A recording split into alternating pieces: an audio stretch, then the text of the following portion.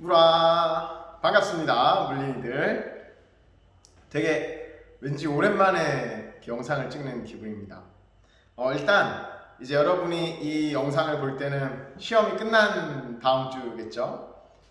태어나서 처음 보는 물리 시험 보느라 대단히 수고가 많았습니다. 물리라는 과목을 처음 봤죠. 선생님은 지금 찍고 있는 게 물리 시험 여러분이 보기 전날이에요. 수요일 날.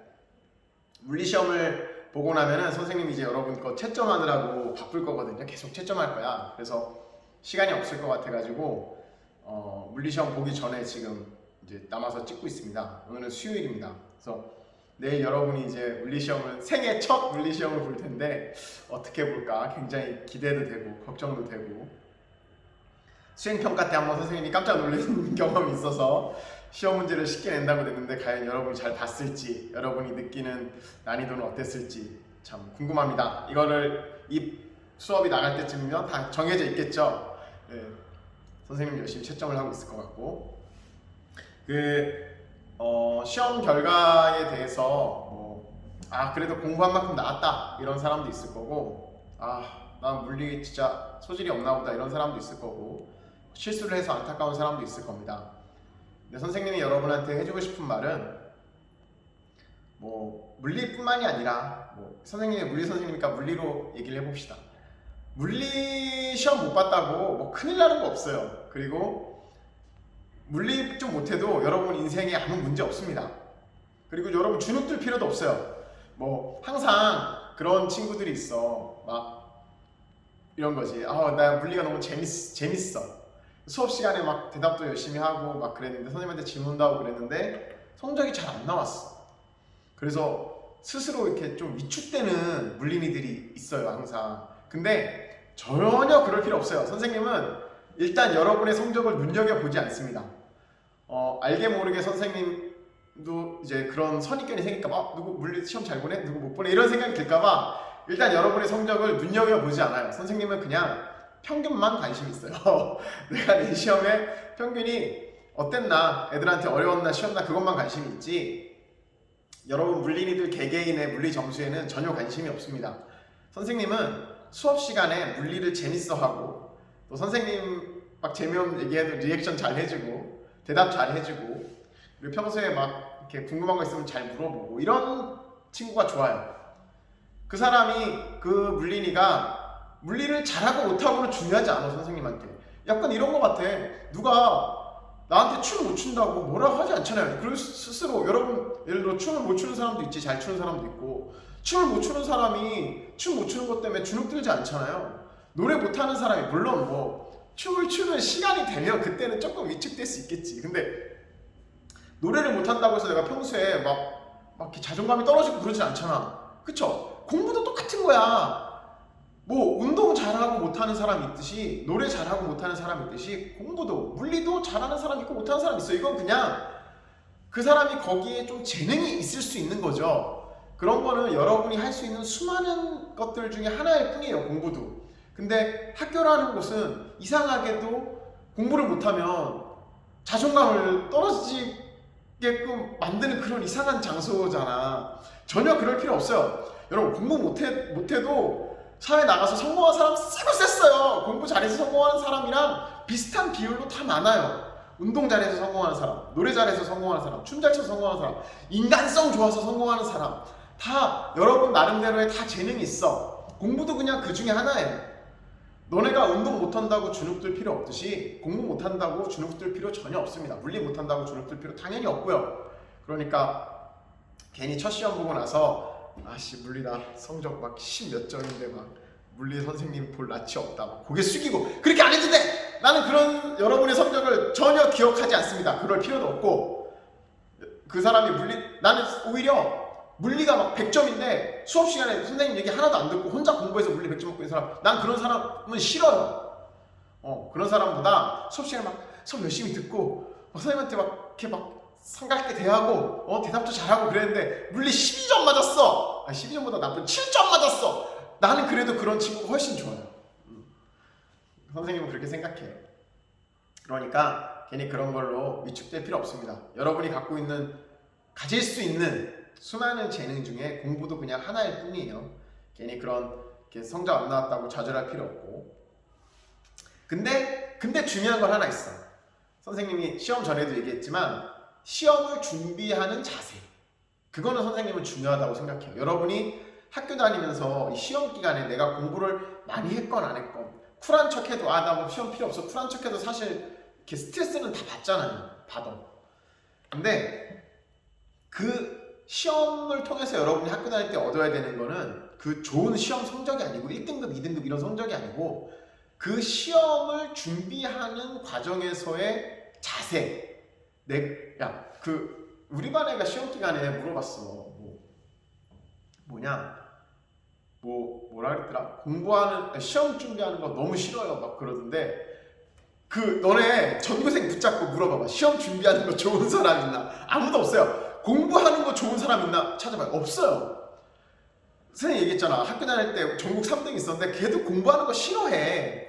싫어하지만 그냥 하는 거예요. 물론 공부 자체는 싫지만 특정 과목이 재밌어하는 사람이 있어. 수학이 좋을 수도 있고 음악이 좋을 수도 있고 체육이 좋을 수도 있고 그런 뭐 특정 과목이 좋을 수도 있지. 근데 공부를 누가 좋아하냐? 공부하는 거 좋은 사람 좀 이상하다 그러면 그거 있을 수도 있으니까. 근데 내가 생각할 때 공부 좋아하는 사람 없어요. 선생님이 생각할 때. 다들 그럼에도 불구하고 시험 공부하는 게 싫지만 참고 하는 거예요. 참고 하는 거예요. 근데 그렇게 여러분이 뭔가의 여러분 나름대로의 목표를 얻기 위해서 또는 이거를 해야 되는 상황에서 그거를 열심히 하는 거야. 나 공부 싫은데 그냥 안 해야겠다. 이렇게 포기하는 거, 버려버리는 거, 이런 거랑은 여러분이 나중에 어른이 돼서 또는 언젠가 여러분이 진짜 하고 싶은 일이 생겼을 때 그 일을 준비하는 과정이 많이 달라질 겁니다. 생각해봐. 내가 정말 시험 공부하기 뭐 같아 막 그런데 참고 막 시험 기간에 막 졸린데 그걸 참고 하고 놀고 싶은데 참고 하고 그런 사람은 그래도 남보다 좀 더 좋은 성적을 받을 확률이 높을 거야. 근데 내가 그걸 막 안 해. 뭐 공부야 때려쳐. 나 어차피 뭐 운동으로 대학 갈 건데 뭐. 나 사회 나가서 뭐 공부장 관련 없는 일 할 건데 때려쳐. 근데 이게 있잖아요. 초등학교, 중학교, 고등학교를 겪으면서 이게 나도 모르게 습관이 돼요. 하기 싫으면 그만두는 사람과 하기 싫어도 참으면서 했던 사람, 비록 좋은 성적을 받지 못했더라도 그걸 참으면서 한 사람은 나중에 내가 어디에 꽂히잖아. 여러분이 꽂히는 분야가 생겨 살다 보면 선생님이 누굴 가르치는 데 꽂혀서 교사가 된 것처럼 뭐 하고 싶은 일이 생길 거란 말이야. 근데 그때 이제 그게 빛을 발하는 거예요. 여러분이 그 하기 싫은 시험도 참으면서 준비했는데 내가 하고 싶은 일이 생겼을 때 그 사람은 얼마나 열심히 할 수 있겠어. 근데 반대로 계속 조금만 힘들어도 안 하는 게 습관이 자기도 모르게 돼 있잖아요. 그럼 나중에 뭐 해야지 했는데도 생각해봐. 내가 정말 하고 싶은 분야가 생겨도 거기서 어느 정도 수준이 오르기 위해서는 힘들어요. 힘듭니다. 그 노력하는 과정은 내가 아무리 좋아하는 분야, 선생님이 물리를 진짜 좋아했거든 학교 다닐 때. 그래도 물리 공부하는 건 싫었어. 대학 가서 물리 공부하는 거 싫단 말이야. 물리를 좋아해서 물리학과를 갔지만 그래도 대학에서 막 하다 보면 막 힘들어. 마찬가지입니다. 여러분이 나중에 정말 하고 싶은 분야가 생겼을 때 내가 막 춤에 꽂혀서 막 춤을 해야 되는데 추는 건 쉬운 줄 알아요? 그것도 힘들어. 근데 내가 자꾸 그렇게 조금씩 힘들 때마다 포기했던 습관이 들어있으면 그때도 쉽게 포기할 확률이 높아요. 선생님은 학교 시험에서는 그 정도의 의미가 있다고 생각해. 거기서 나온 성적이 여러분한테 필요한 게 아니고 그 시험을 준비하는 과정에서 스트레스와 잠과 뭐 놀고 싶은 그런 거를 다 참아가면서 준비하는 그 자세, 그런 게 학창시절에 쌓여 있으면 여러분이 어른이 돼서 정말 하고 싶은 일이 생겼을 때 누구보다 열심히 할 수 있을 겁니다.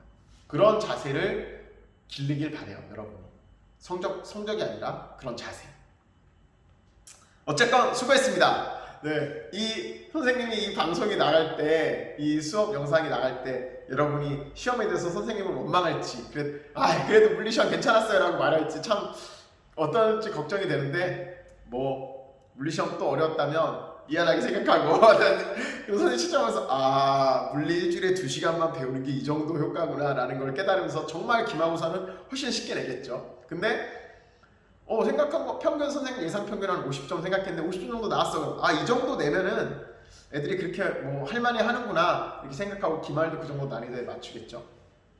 어찌됐건 물린이들 엄청나게 수고했습니다. 너무 좌절할 필요 없고요. 물리 성적 안 나왔다고 선생님한테 괜히 눈치 볼 필요 없고요. 괜찮아요. 물리 못해도 아무 문제 없고, 쌤은 물리 잘하는 사람 특별히 뭐 좋아할 이유도 없고, 선생님 그냥 수업 시간에 대답 잘하고 리액션 잘해주는 물리가 좋아요. 그러니까 그게 사실은 더 고마운 거야. 나는 물리를 잘 못하는데 물리 시간에 대답 잘하고 선생님 막 이렇게 집중해서 봐주고, 그럼 나는 2배로 고맙지. 그러니까 절대 필요 없습니다.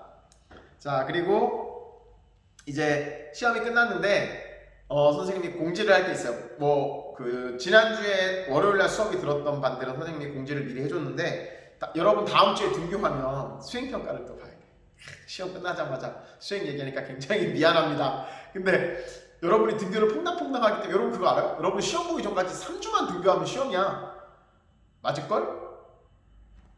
둘, 셋, 4번인가? 3번인가? 하여튼 4번인가 등교하면 여러분 시험이에요. 바로 3번인 것 같은데 바로 시험입니다. 그래서 수행 볼 시간이 없어요. 그리고 이제 우리 그 수행 40점 중에 탐구 영역 20점은 끝났고, 이제 논술 수행평가 하나는 포트폴리오니까 여러분 학습지랑 이런 거 검사하는 거고, 논술 수행평가가 여러분한테 부담을 좀 덜기 위해 뭐 플러스 중간고사 끝나자마자 5월달에 보려고 중간고사 시험범위였던 운동량과 충격량으로 범위를 정했습니다. 그러니까 시험 공부하느라 겸사겸사 해놨겠죠. 그리고 운동량과 충격량은 그 뉴턴 2법칙에 비하면 그렇게 어려운 내용도 아니었고, 그래서 운동량과 충격량, 교과서로는, 교과서 있는 사람 잠깐 보면서 들으세요. 수행평가 공지. 선생님이 이거 수행 안내도 그 채팅창에다 찍어서 올려주겠습니다. 단톡방에 좀 올려주세요. 운동량과 충격량 32쪽, 교과서 32쪽에 보면 운동량과 충격량 4단원, 소단원 4, 운동량 충격량이 있고, 쭉 넘기면 시험 17쪽에 운동량 보존이 있어요. 이 2개의 단원에서 나올 겁니다. 논술인데 뭐를 물어보느냐, 어차피 물리는 수리 논술이에요. 그냥 서술형 문제 풀듯이 푸는 건데, 또 이렇게만 되면은 물리를 버린 사람들은 또 하기가 싫으니까 말로 쓰는 것도 있어요. 이번에 자, 뭘 물어볼 거냐면 이거 파일 올려줄 겁니다. 충격량하고 운동량 구하는 걸 낼 겁니다. 과정이랑 해서. 근데 쉬워요. 충격량은 힘 곱하기 시간이었고, 그렇죠? 운동량은 질량 곱하기 속도였죠. 그거 가지고 충격량이랑 운동량 어떤 상황을 주고 계산해라. 지난번 수행보단 훨씬 쉽게 냈습니다. 시험지 만들어놨는데 여러분이 큰 충격을 줬었기 때문에 쌤한테 이거 정말 쉽게 냈어요. 다음에 운동량과 충격량과의 관계를 이용한 문제 해결. 이거 무슨 말이냐면은 저거 있죠. 충격량은 운동량의 변화량. 자, 충격량을 10을 받았어. 어떤 정지한 물체가 충격량을 10을 받았어. 그럼 얘 운동량이 얼마가 돼야 돼? 10이 돼야 되죠. 왜냐하면 충격량은 운동량의 변화로 나타나니까. 거꾸로 운동량이 벽에 부딪혀서 운동량이 10이었던 애가 부딪혀서 딱 정지했네? 그럼 운동량 10만큼 변했죠? 그럼 얘는 그 10만큼 충격을 받았겠지. 그럼 충격을 10 받았으면 1초 걸렸다. 그럼 받은 충격력, 힘은 얼마야? 10이죠. 2초 걸렸다. 충격량이 10인데 2초 걸렸다. 그럼 받은 힘은 5죠. 이런 거 계산하라는 거 내는 겁니다. 다음에 세 번째는 물체가 충돌했을 때 운동량 보존을 이용해서 문제를 해결하는 거. 이건 뭐냐면 우리 수업 시간에 풀어봤어. 뭐 질량 얼마짜리가 속도 얼마인데 얘가 뭐에 부딪혔다. 그럼 얘 나중 속도가 얼마일 때 얘는 나중 속도가 얼마겠느냐. 이거는 저걸로 푸는 거죠. 충돌 전의 운동량의 총합은 충돌 후의 운동량의 총합과 같다. 이거 가지고 푸는 거였죠. 이것도 어렵지 않아. 여러분 교과서에 요거에 관련된 문제 요것들만 풀어봐도 충분히 할 수 있어요. 운동량 보존으로 풀 수 있는 거. 여러분 저기 39쪽에 예제 있죠. 39쪽에 예제 하나 있었고 41쪽에 그 아래쪽에 평가하기 1번 연습 문제가 있었고요. 다음에 43쪽에 스케이트 선수 미는 거 5번. 이거 수업 시간에 다 했었습니다. 요 3개 풀 줄 알면 이 유형 중에 하나가 나올 거예요. 하고 여러분한테 나중 속도 구해라 이런 거 나올 거니까 그거 하면 되고요. 여기까지는 이제 수리 논술이고, 직접 쓰는 거는 2가지를 낼 겁니다. 문제 2개가 있는데, 하나는 생활 속에서 충돌할 때 힘, 다른 말로 하면 충격력을 줄일 수 있는 방법이나 장치를 2가지 제시하고 그 원리를 설명해라. 이거 해초 수업 시간에 많이 했어요. 예를 들면 에어백 같은 거 선생님이 예시 하나 써놨는데 내가 그것만 외워서 가면 안 되잖아. 그러니까 2개 써야 되면 최소한 3개는 여러분 알고 있어야죠. 하나가 예시로 나와버리면 황이니까. 그래서 충격력을 교과서에도 있어요. 교과서에 보면 35쪽에 그런 장치들에 대한 예가 여러 개 나와 있습니다. 이 예를 2개를 제시하고 걔네는 어떤 원리로 그 힘을 감소시키고 있는지 되게 쉽죠. 그것까지 쓰는 거, 그 논술 문제 하나 있고, 또 마지막 거는 그러면 이런 게 이 책에 있는 거 말고 우리 학교에서 한번 찾아봐라. 이거는 여러분이 좀 생각해 봐야 될 겁니다. 우리 학교에서 안전을 위해서 충돌할 때 이런 충격력을 줄이기 위해서 학교에서 설치되어 있는 장치나 뭐 미디어 파크에도 분명히 있을 거고요. 학교 안에도 곳곳에 있을 거예요. 곳곳에 있을 거예요. 교실에도 있어요. 지금 여러분 혹시 교실에 어디 있어? 그러겠죠? 교실에도 있어요. 학교에서 이런 충격력을 줄이기 위한 장치 찾아도 되고, 아니 자기 생각을 써도 돼. 이런 거 있으면 좋겠다. 이런 거 하나 설치해 놓으면 좋을 것 같다. 애들이 복도에서 뛰다가 뭐 어떻게 되면 이렇게 이런 거 했으면 좋겠다. 그런 아이디어나 아니 실제 있는 장치를 하나 제시하고 그 원리를 설명해라. 근데 그 원리는 그 위에 꼭 원리는 뭐 똑같겠죠. 원리는. 하여튼 이런 거 있습니다. 그러니까 여러분 어차피 중간고사 때 공부한 범위니까 여기에서 합시다. 자, 다음에 이제 오늘 진도를 나가야죠. 근데 진도를 나갈 건데 조금 천천히 나가야 되는 이유가 생겼어요. 뭐냐면 여러분 그 이번 주에 5월 5일이 휴일이잖아요. 어린이날이야. 그래서 이날 수업 들은 반이 빠지거든요. 진도 차이가 벌어진다. 근데 더 문제가 있어요. 또 그 다음 주 여러분이 온라인 수업을 언제 듣지? 5월 3일부터 여러분 이 영상을 보고 있잖아. 그 다음 주에 등교했다가 그 다음 주에 우리 저기잖아요. 재량휴업. 월화가 재량휴업이란 말이야. 수요일은 원래 빨간 날. 그래서 토일 월화수 게이드 토일 월화수 쉬는데 이때 수요일 되는 말이 또 빠진다 지금. 그 수요일 되는 말이 2번이나 빠져요. 지금 기말고사가 6월 마지막 주라서 6주 남았거든요. 기말고사 한 달 반밖에 안 남았었는데 기말고사 전까지 수업이 6주 그 재량휴업을 빼고 6주가 남아있는데 2번이나 빠지는 반들이 있기 때문에 그 반들이 이제 진도를 따라잡으려면 선생님이 진도를 조금 천천히 나가고 오프라인 때 그 반들 빨리 나가고 이렇게 해서 진도를 맞춰야겠죠. 될 겁니다. 자, 우리 오늘 이제 기말고사 범위가 시작되는 부분은 여러분 교과서 44쪽을 펴보세요. 거기에 두 번째 중단원이 시작됩니다. 열과 에너지. 우리 첫 번째 중단원은 힘과 운동이었죠, 제목이?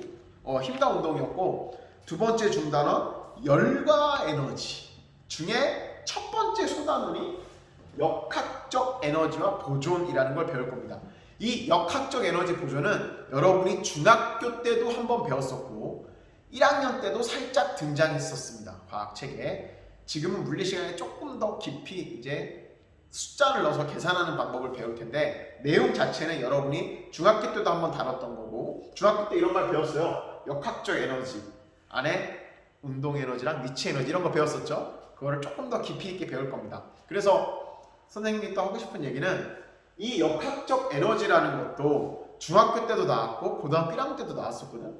그래서 이게 물리에 또 나오기 때문에 깊이가 또 깊어져요. 그래서 선생님이 몇 번 얘기했지만 이 물리학 원을 통틀어서 여러분이 제일 문제를 풀 때 어려워하는 부분이 우리 중간고사 범위였던 이 법칙, 가속도 법칙하고 요 역학적 에너지 보존 파트를 여러분이 제일 어려워하고 수능에서도 제일 어려운 문제들이 많이 출제되는 파트입니다.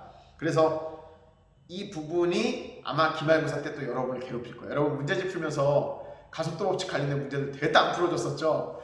예, 이것도 심해요. 이것도 보면은 수업 들으면 수업 자체는 어렵지 않거든요. 수업 자체는 내용은 그렇게 어렵지 않은데 이거를 문제에 적용해서 풀 때는 좀 여러분이 어려움을 겪을 것이다 라는 거를 미리 예방주사를 좀 놔줍니다. 그래서 나만 그런 건 아니고 잘 안 풀릴 거예요. 그리고 이 파트도 기말고사 때 어려운 문제 한두 문제 정도 이 파트에서 나갈 거고 대부분은 여러분이 풀 수 있게 낼 겁니다. 너무 어렵게 내면 여러분이 포기할 거 아니야. 그래서 여러분 이 법칙도 선생님 시험 문제의 결과가 나와야 되는데 공식만 외워도 풀 수 있는 문제들 많이 냈잖아요. 이것도 그렇게 할 생각이니까 포기하지 말고 하고 조금 어려운 게 나오면 나는 물리 100점이 목표는 아니다. 그럼 그런 거 좀 제껴도 되고 나는 물리 나 중간고사 개 잘 봤는데 발음 말 써야지. 중간고사 엄청 잘 봤는데 기말고사 때 1등급이나 2등급 늘어봐야겠다 하는 사람은 조금 어려운 문제도 해봐야 될 것 같고 그렇습니다. 자, 이제 시작을 해봅시다. 이거 봐, 20분이나 지났잖아. 자, 역학적 에너지와 보존을 하기 전에 에너지라는 걸 먼저 다뤄야 돼요. 에너지가 무엇인가? 이것도 중학교 때 정의를 했는데 물린이들 여러분 그 물 손실 다 왔을 거 아니야? 다 까먹었겠죠 벌써. 물 손실 다 왔어요. 다 까먹었어. 그래서 자, 이걸 하기 전에 두 가지를 먼저 짚고 넘어갑시다. 에너지를 하려면 먼저 일에 대해서 알아야 돼요. 일. 물리에서 말하는 일, 워크. 기호로 워크에서 W. 일이라는 거는 물리에서 어떻게 정의를 하냐면 우리가 물리에서 일을 했다 그러면 힘을 줘서 내가 막 벽을 칠판을 막 밀어. 겁내 힘들지. 근데 이거는 물리적으로 일을 한 건 아니야. 왜냐하면 이 칠판이 움직이지 않았기 때문에 그래요.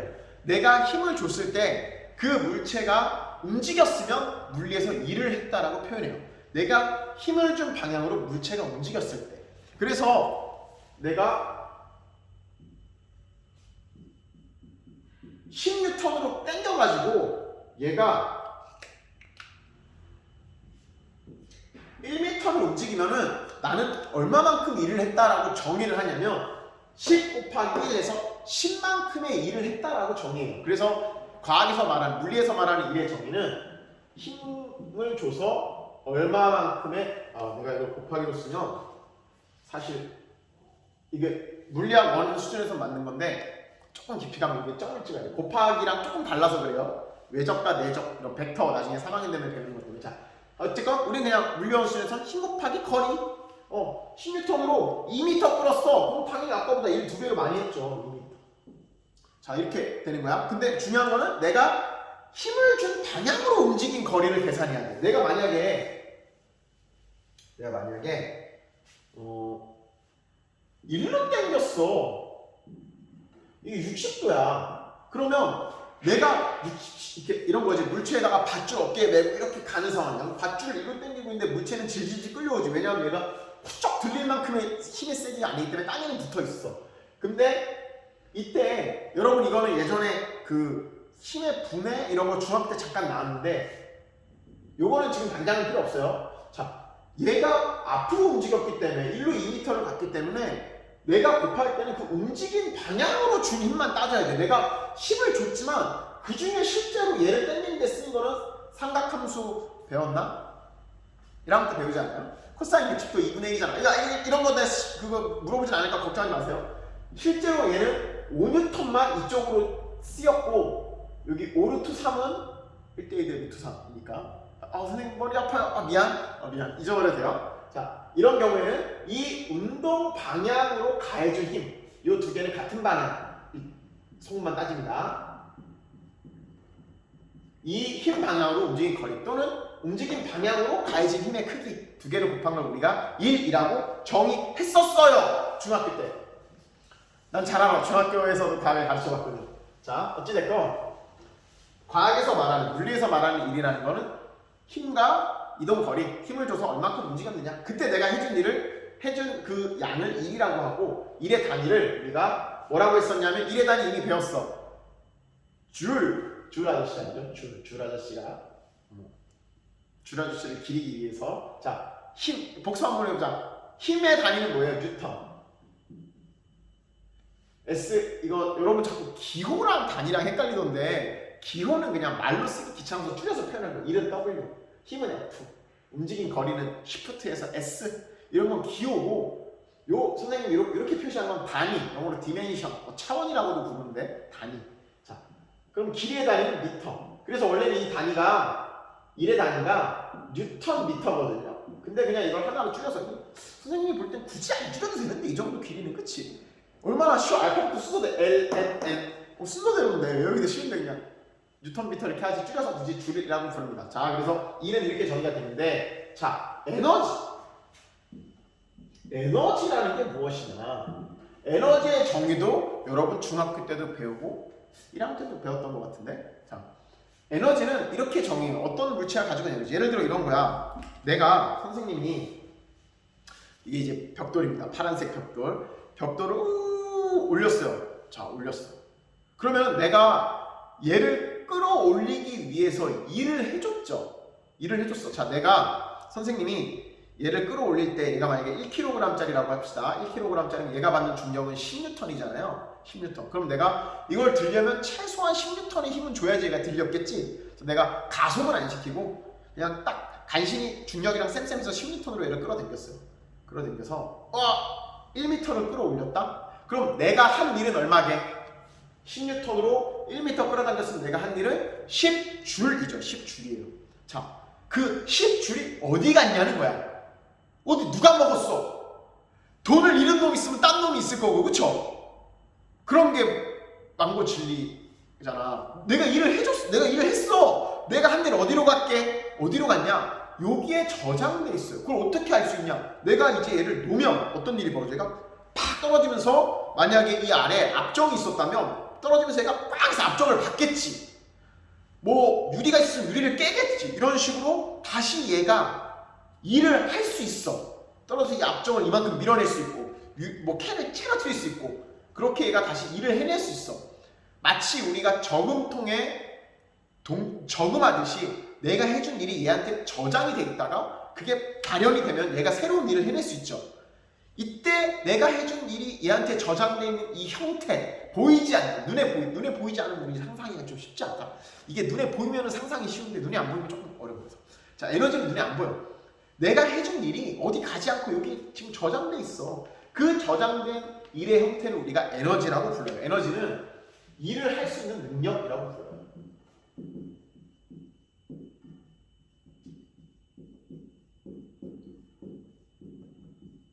이렇게 어떤 물체가 일을 할 수 있는 능력을 가지려면 그 물체한테 일단 일을 해서 저금을 해서 일을 저금하는 거야. 저금해서 그 일을 저장시켜놔. 그 저장된 형태를 우리가 에너지라고 부르고 은행에다가 돈을 저금하면 거기에는 잔고로 나타나죠. 잔고. 그런 거야. 돈이 일이라면 통장 잔고가 에너지예요. 내가 이 물체에 일을 해주면 얘는 우리 눈에 보이지 않지만 그 일을 에너지 형태로 갖고 있다가 그게 확 떨어지면서 뭘 부딪히든지 아니 움직이든지 하여튼 그런 식의 다른 일을 하는데 쓰일 수 있더라. 그래서 그걸 우리가 에너지라고 불러요. 자, 그러면 우리가 가지고 있는 돈의 단위는 원이잖아. 원. 통장 잔고의 단위는 뭐예요? 원. 내가 100원을 넣으니까 통장 잔고도 100원이 늘어나겠죠? 똑같은 거야. 자, 그러면 내가 일을 해서 그게 물체의 에너지 형태로 저장돼 있으면 에너지의 단위는 뭐의 단위랑 똑같은 단위를 써야 될까? 일의 단위랑 똑같은 단위를 써야겠지. 자, 에너지는 우리가 기호로 에너지에서 E라고 쓰고 얘의 단위는 뭐의 단위랑 같다? 에너지는 E의 단위랑 같은 단위를 쓴다. 그래서 줄. 그걸 우리가 에너지라고 부른다. 에너지는 일을 할 수 있는 능력이다.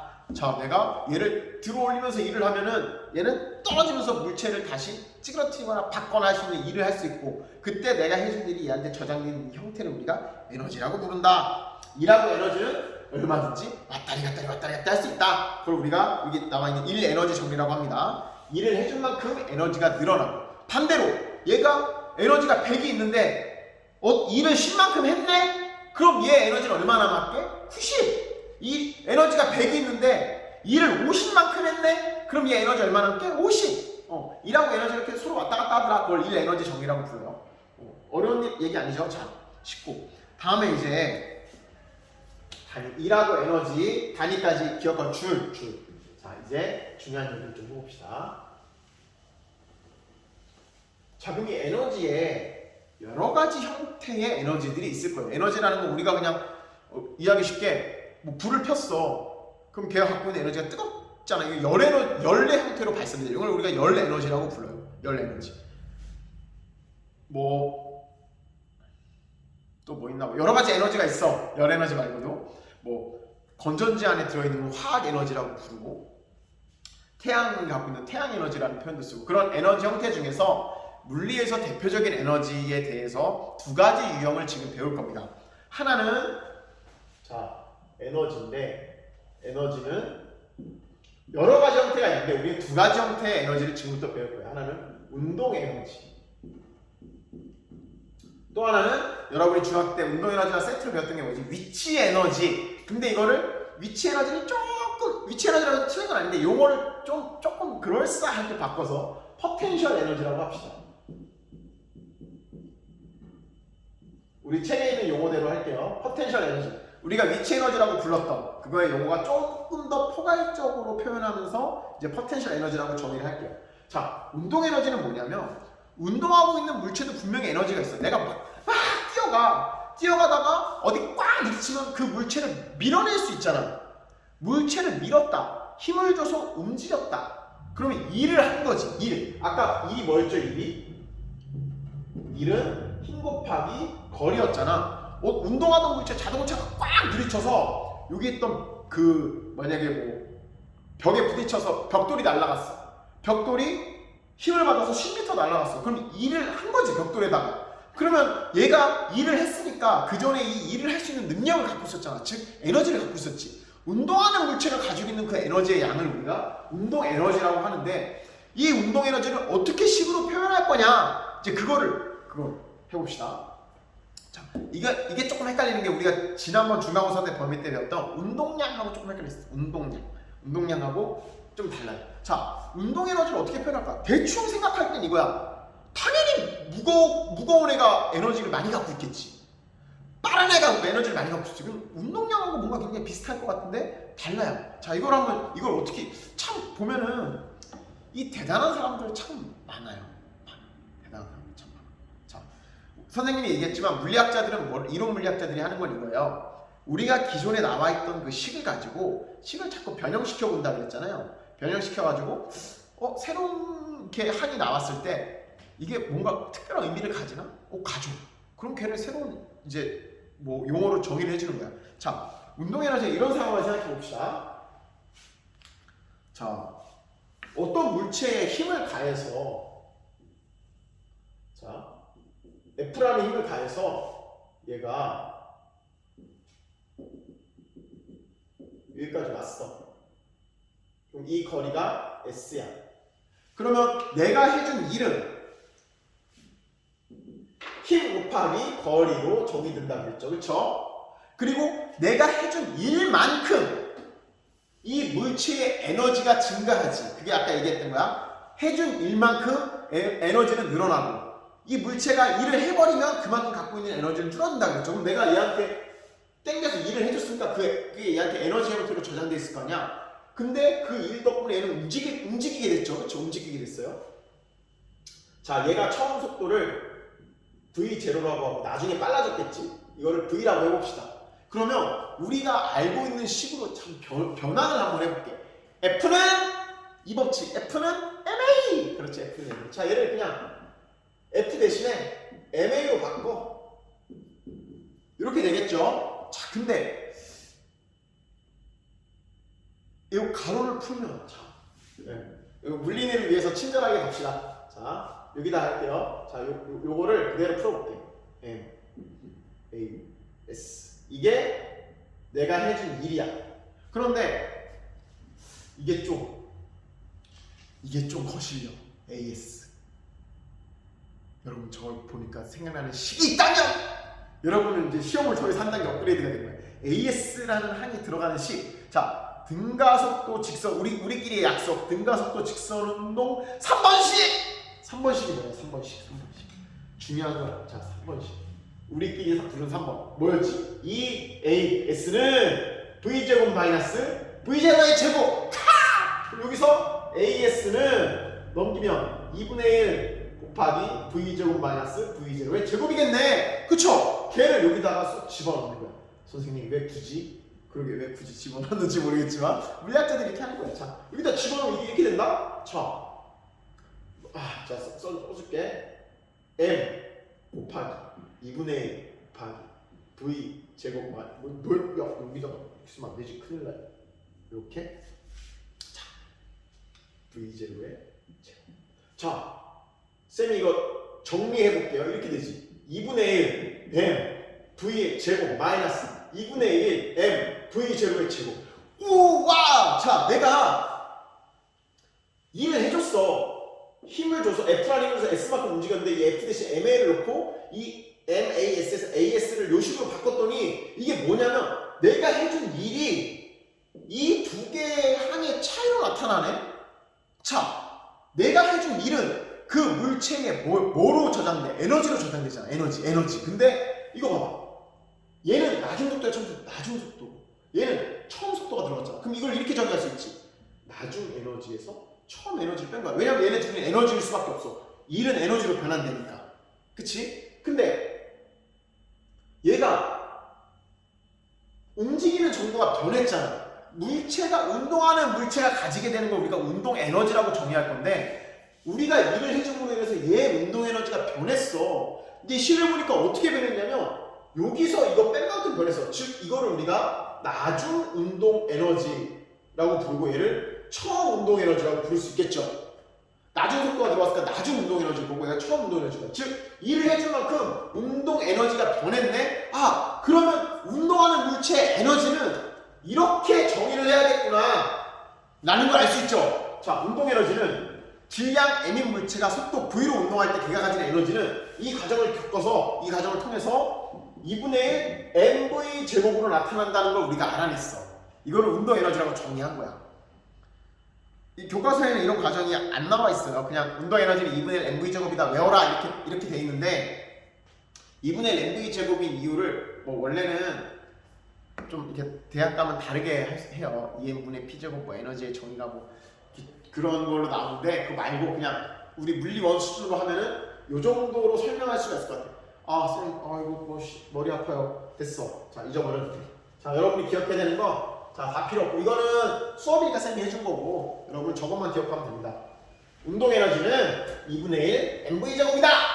여기까지만. 자, 외워도 돼. 외워도 돼. 자, 그리고 기호로 에너지가 운동 에너지도 있고 포텐셜 에너지도 있잖아요. 그래서 그걸 구별하기 위해서 운동 에너지는 우리가 기호로 에너지인데, 운동 에너지가 여기서 운동을 뜻하는 키네틱이 운동하는 뭐 이런 뜻을 가진 영어 단어예요. 키네틱이 잘 안 쓰는 단어야. 물리학에서나 쓰지. 보통 무브먼트, 모션 막 이런 거 쓰잖아. 근데 키네틱이라고 쓰더라. 이상한데. 자, 운동하는 물체가 가진 에너지, 즉 운동 에너지, 키네틱 에너지라고 부르고, 이제 앞으로 E 하고 밑에 조그맣게 K 쓰는 거 운동 에너지라는 뜻입니다. 운동 에너지는 2분의 1 mv 제곱, 질량에 비례하고 속도의 제곱에 비례한다. 이걸 이렇게 말로 표현하면 여러분한테 이렇게 물어볼 수 있겠지. 질량이 2배가 되면 같은 속도라면 그 물체의 운동 에너지도 2배가 된다. 맞죠? 질량이 똑같은 물체가 속도가 2배가 되면 운동 에너지도 2배 된다. 삐! 왜? 속도가 2배 되면 제곱에 비례하니까 운동 에너지는 몇 배 돼야 돼? 4배. 우리 뭐 제곱 정도는 여러분 고등학교 2학년이니까 할 수 있잖아요. 그렇지? 자, 그렇게 정의가 됩니다. 그래서 운동 에너지는 키네틱 에너지라고 부르고 걔는 2분의 1 mv 제곱이 되더라. 다음에 포텐셜 에너지는, 자, 포텐셜 에너지는 뭐냐면 얘의 위치가 변함으로 인해서 가지게 되는 에너지, 그걸 우리가 포텐셜 에너지가 불러요. 위치가, 자, 땅바닥에 있던 벽돌은 아무 일을 할 수 없는데, 이게 땅바닥이에요. 땅바닥에 있는 벽돌은 아무 일도 할 수 없는데, 얘를 끌어올려서 위치가 변했더니 얘가 떨어지면 일을 할 수 있어. 근데 보이진 않아. 얘가 떨어졌을 때 그 효과가 나타나. 그래서 그걸 잠재되어 있다, 나타나지 않고 잠재력, 포텐셜이라고 부르고, 얘의 위치에 의해서 정해지기 때문에 그걸 우리가 위치 에너지라고 부릅니다.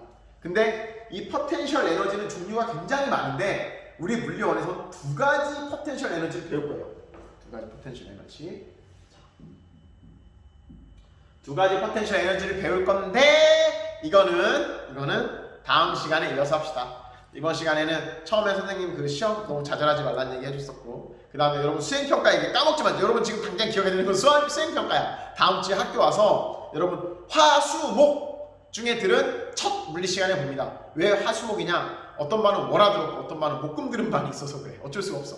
화, 수, 목 중에 처음 들은 날 여러분 물리생 그 얘기 했었고, 그 다음에 했던 거는, 자, 역학적 에너지 하기 위해서 처음에 2일, 힘 곱하기 거리다. 근데 이 일이 어떤 에 저장해 있는 걸 우리가 에너지라고 부른다. 에너지는 일을 할 수 있는 능력. 근데 걔는 일과 똑같은 줄을 쓰더라. 그 에너지는 크게 우리가 운동 에너지와 포텐셜 에너지 2개를 배울 건데, 운동 에너지는 키네틱 에너지에서 EK라고 쓰고 얘는 공식으로 2분의 1 mv 제곱이 되더라. 그리고 다음 시간에는 포텐셜 에너지에 대해서 하겠습니다. 오늘은 여기까지.